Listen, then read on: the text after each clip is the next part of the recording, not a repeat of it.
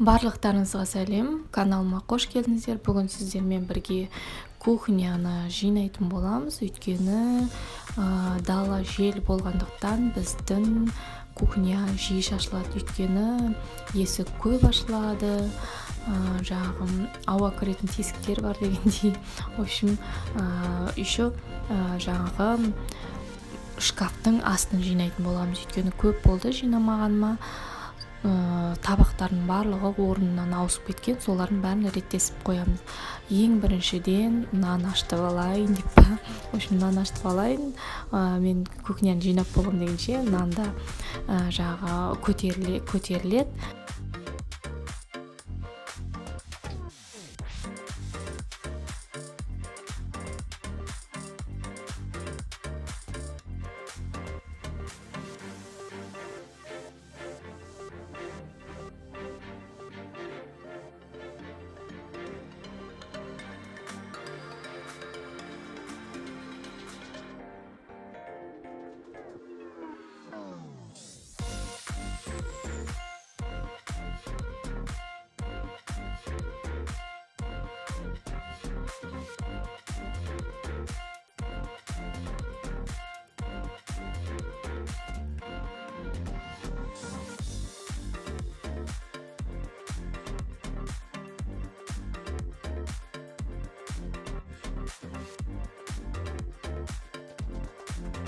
Мінекей нанды илеп қойдым. Қазір жылы жерге апарып қоям. Сонымен жаймен көтеріле берсін. Мына жерде енді мен ұн салып жатырмын. Өйткені соңғы ұнды жаңа нан илеген болатынмын. И осы мешоктан қазір осыған толтырып қоям. Келесіде барлығы дайын болып тұратындай. Негізі анау мешоктағы ұнды контейнерге салу керек еді. Оны мен еріндім, шынын айтқанда.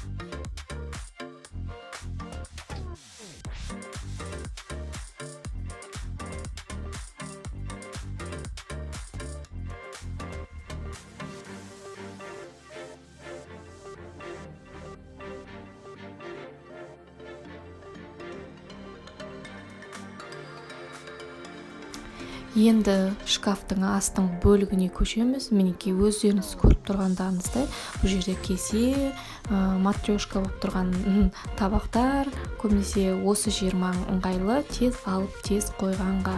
Ең астында менде ұн, күріш, сондайлар тұрады.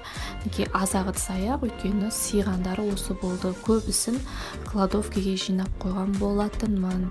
Мінекей шығарып жатырмын. Алдында айтып кеткендей, далада жел болғандықтан шаң көтеріледі. Қанша дегенменде шаң бәрі бірде жиналады. Ертең жаздың күнінің шаңның жиналған жазды күні көресің. Өйткені есік постоянно ашық тұрады. Сол кезде жиі сүртіп тұратын болам бұл жерді.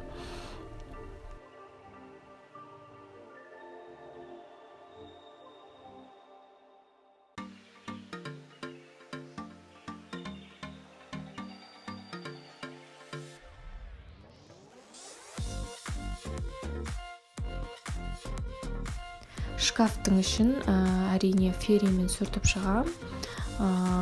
Ондай қатты майлылығы жоқ. Тек қана кішкене бір жерінде ғана екен. Оны тракпамен сүртіп едім, тез кетіп қалды. Сондықтан тек қана шаңын и жаңа тазартып, ауасын тазарту керек.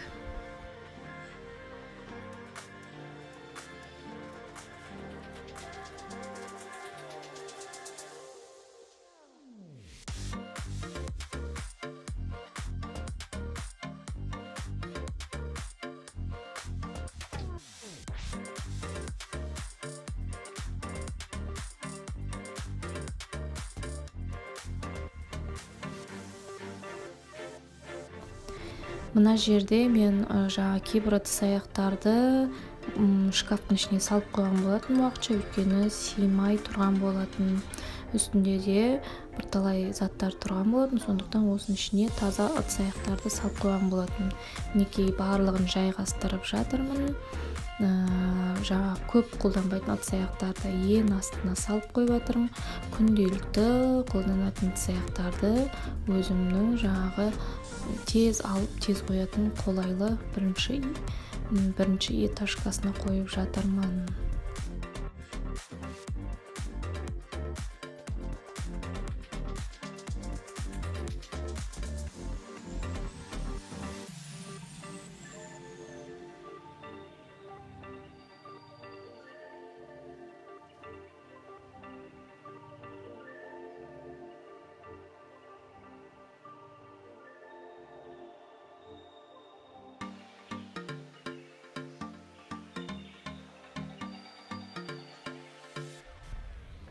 Газды әзейлетпен жібітіп қояйын.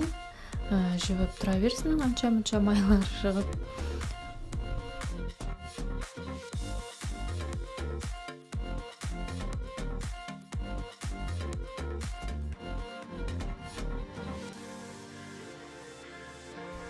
Мінекей әзейлет барлығын дайындап берді. Тек қана сүрту ғана қалды. Әзейлетті көп қолдана бермеймін. Тек қана осындай қатты жаңа генеральный уборка болған кезде ғана өйстіп бір сүртіп алам, ал қалған күндері күнделікті сүртем, феримен ғана сүртіп шығам болды. Ал былай көп қолдана бермейді екен әзейлетті. Көбінесе жаңа сыртқы жақтарына қолданам. Қандай ыдыс аяқ болсын, басқа болсын. Газге де тек жаңа қазан тазартқышын алам. Газ плита тазартатын да бар негізі әзейлейтін. Оны алмаймын, тек қана қазан сондай тазартатын ғана алам.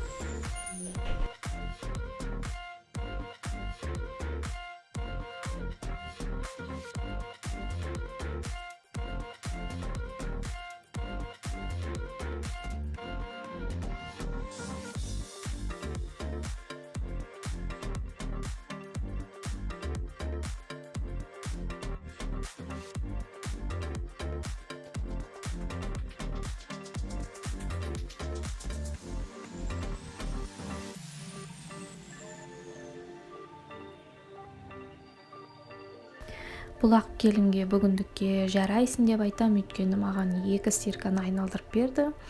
Сондықтан бұны да сүртіп тұру керек, жақсылап ішін жуып тұру керек. Қасында ыдыс аяқ жуатын не тұрғаннан кейін көбінесе жаңа шашырайды, май шашырайды дегендей, басқа нәрселер шашырайды дегендей жақсылап сүртіп тұру қажет. Негізі үстіне жабатын бір не алып қою керек.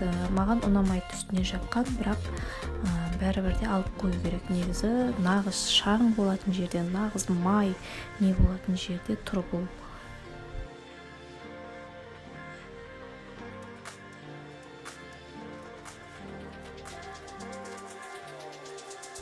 Мына жерде менде аяқ киімдер, көбінесе артық аяқ киімдер көбейіп кеткен. Солардың барлығын салам, сөйтем да сарайға апарып тастаймын. Өйткені мына жерде уже аяқ киім қоятын жоқ.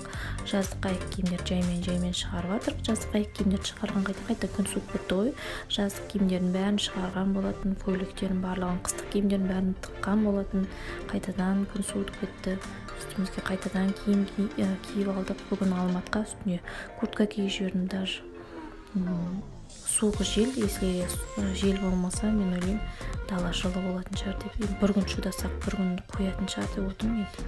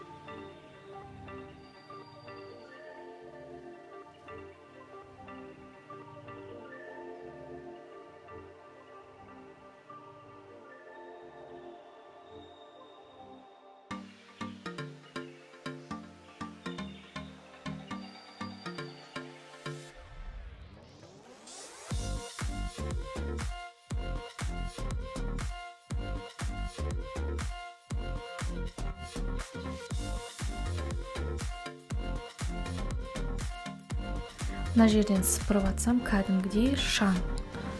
Өзім таңғалып жатырмын, осыншамалықты жаңағы шаңның көтерілгенін, өйткені үйдің ішінде кәдімгідей топырақ жиналып қалған.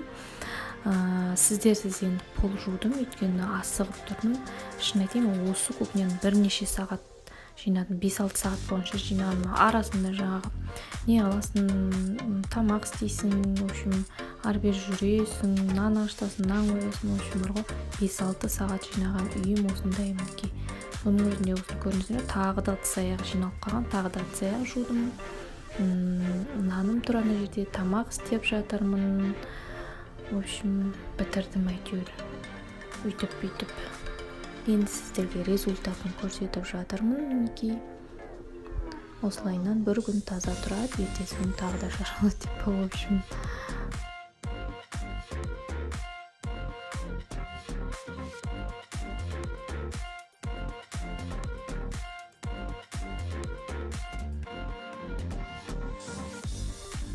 Мінекей шкафтың ішінде осылайынан жинастырып қойдым. Әжептәуір орын босап қалды. Видеомды аяғына шейін көргендеріңізге көп рахмет айтам. Жазылып кетіңіздер, лайк басыңыздар, сау саламатта болыңыздар.